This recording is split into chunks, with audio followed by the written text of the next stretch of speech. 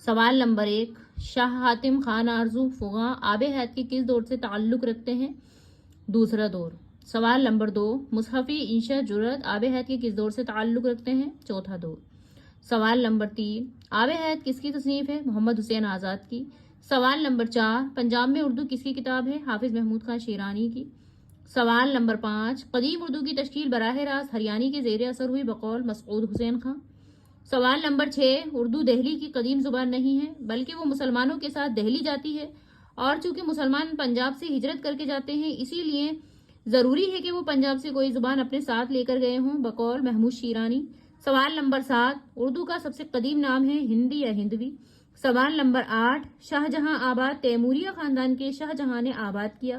اس وقت فارسی کے بعض الفاظ اردو ہندی کے اکثر لفظوں میں کثرت استعمال کے سبب تبدل تغیر واقع ہوا، اور اس خلا ملا سے جو بولی مروج ہوئی اس کا نام اردو ٹھہرا، بقول امام بخش